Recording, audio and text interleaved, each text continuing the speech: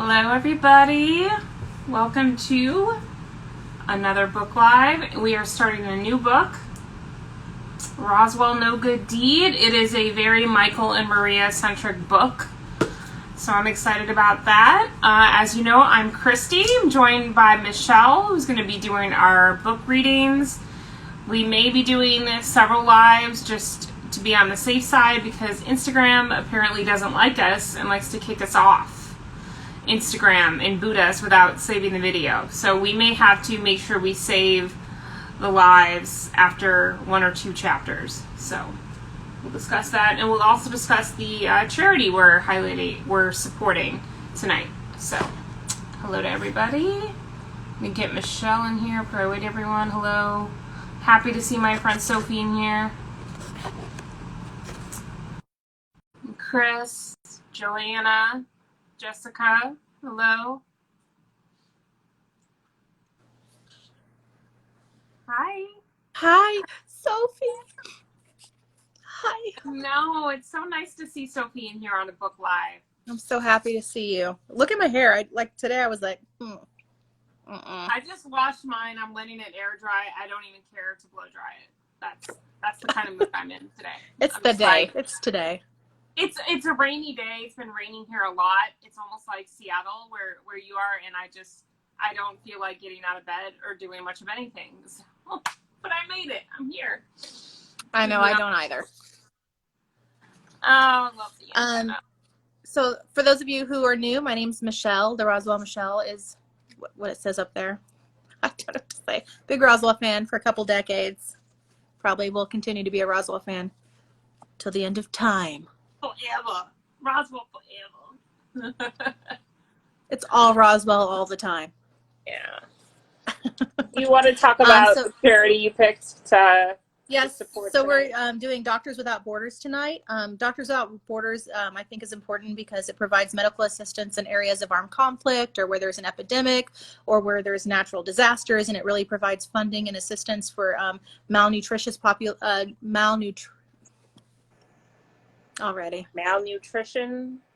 malnourished populations. Malnourished. So if you can donate, we'd really appreciate it. Christy's got the link up here. If you can't donate, that's fine as well. But if you can donate, we're very happy for you to do that. Yeah. Either way, we appreciate you being here, and we will read regardless because we love reading. It's a new book. It is a new book. All right. Are you ready for me to start? Yeah, you can go ahead and start chapter 1. Oh, Sophie said to help people about the sign you just bought, Michelle. So, what is it? Space Chick just posted a sign from the Queen Bee Inspirations shop on Etsy. It's like this really beautiful sign, and in white writing it says "Welcome," and then it says "Be prepared to talk about aliens" or something like that. So, had to have that, obviously. Thanks, Sophie. All right, the link is up, so we can start. Thank you for posting the link. Love it. All right, here we go. Chapter 1, December 24th, Phoenix, Arizona. Chad Newcomb removed the cotton mask, scrubs, gloves, paper booties the hospital had made him put on. Then he swept the plastic shower cap from his head and tossed it all into the recycle bin. He glanced through the glass window that separated him from the isolation area. Katie lay on the bed, her face so pale and thin that she almost didn't look human. A month ago, she had been a healthy child.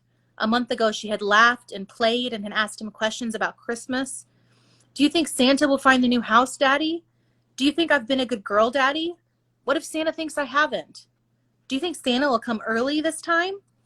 This year, she was too ill to ask if Santa would bring Mommy back. That question had blindsided Chad last Christmas. His wife, Maggie, had been dead since January. Katie had been devastated. He had been devastated, but she seemed to get through it. Mommy's dead. Mommy left, but she didn't want to. Mommy was really sick and had to leave us. None of those answers had worked, so this time Chad had said, God took her to live with him. Katie's beautiful face, so like Maggie's, had squinched up and turned bright red. God took her? Tell him to give her back. Chad had had to turn away from his daughter. Her words had captured his feelings so essentially that he had never forgotten them. It wasn't until his parents insisted Katie view the body that Katie had finally understood Mommy was never going to return, or at least he had thought she had, until Christmas. Then the magic of Santa had enticed her. Surely Santa's magic would give her the present she really wanted, her mother's return. Chad had done some quick thinking last year to explain why Santa couldn't answer material needs, but not needs of the heart. He had been relieved when Katie had said she understood. Chad stared through the glass at his daughter. Right now he would give anything to ask her for her mother again. He would give anything to have her ask for her mother again. He wanted to fight the Santa questions, deal with the disappointments and thrills of Christmas. Anything but this. Katie had been listless and pale for a week before he took her to the local doctor who had prescribed fluids and bed rest, thinking she had a cold. When she didn't get better, the doctor added a slate of antibiotics, which had done nothing. A few nights ago, her temperature had spiked to 103, and Chad had brought Katie to the emergency ward. They had stabilized her as best as they could, given her tests, and sent her here, the best children's hospital in the Southwest. The tests, however, were inconclusive, and more were being run. Until then, Katie had to be in isolation. She could have anything, the doctors told Chad, from a serious case of meningitis to a virus they couldn't identify to cancer. Cancer. That word frightened him more than other diseases. Maggie had died of cancer. Chad wasn't sure he could go through a death like that again, especially that of his and Maggie's only child.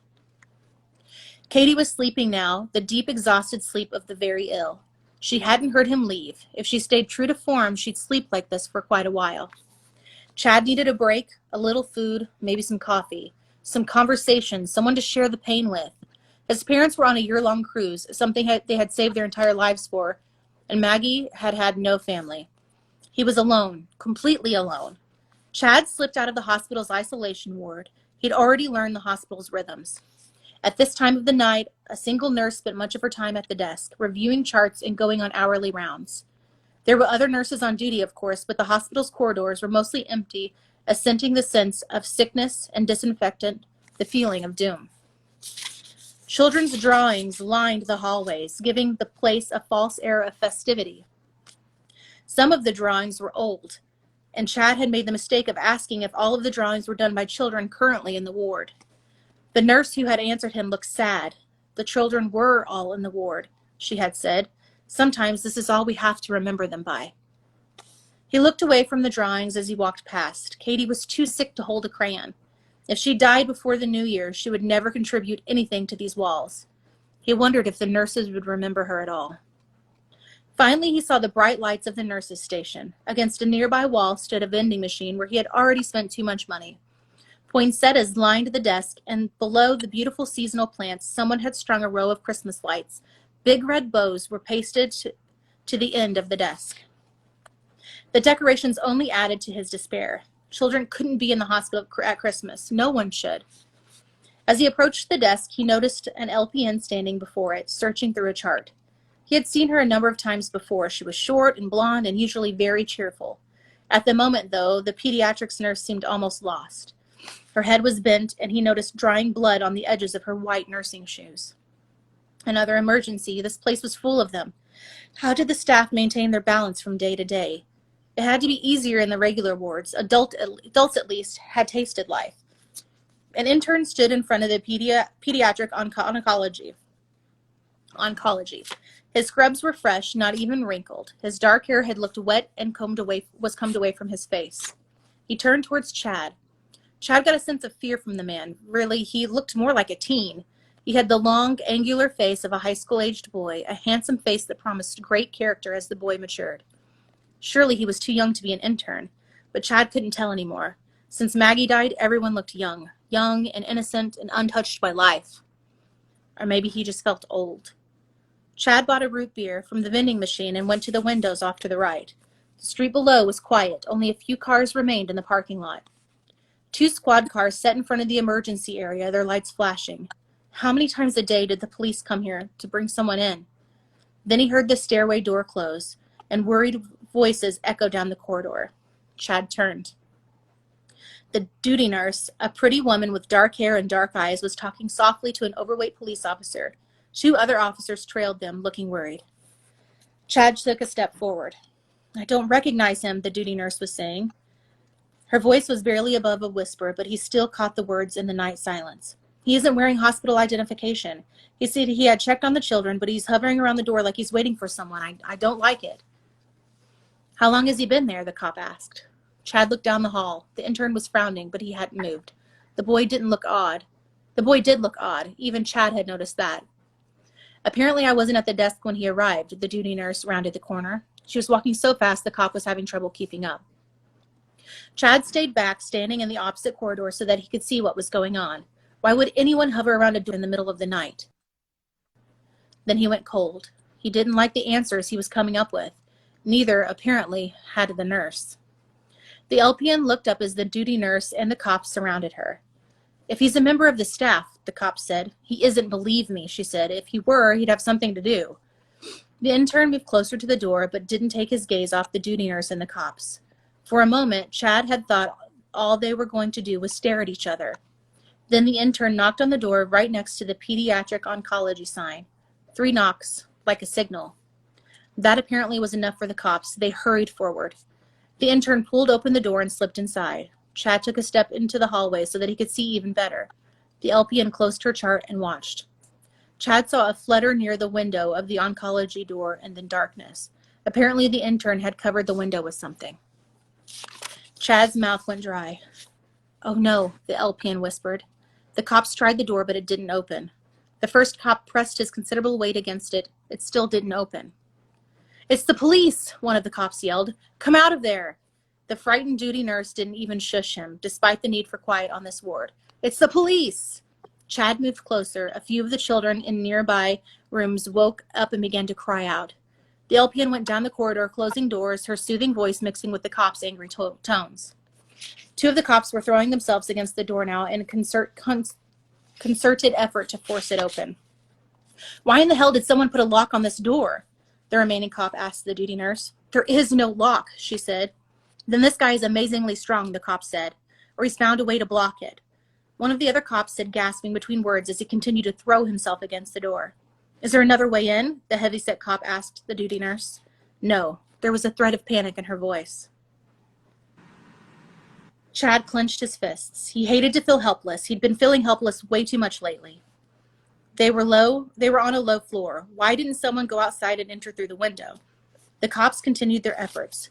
The LPN came back, watching nervously, her hands clasped before her. Chad glanced over his shoulder but saw no help coming. He reached behind the desk, grabbed the metal office chair, and pushed it into the hallway. The sound of the chair legs scraping against the floor caught everyone's attention. All 5 turned in unison to look at him. He shoved the chair towards them. Here, he said, try this. One of the cops grabbed it and slammed it against the door. The door banged open.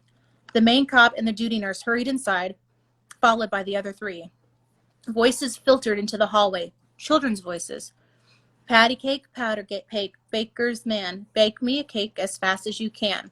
Chad leaned forward. Except for the children's voices, no one else spoke. There were no sounds of violence, and no one emerged from the room. The children's voice fell silent. Chad's heart started to pound. He hurried down the hall and stopped at the door. The 2 nurses and the 2 cops were still standing there watching several children jump on a bed. 2 young girls were sitting in front of a lit Christmas tree smiling at the adults. The children were the picture of health.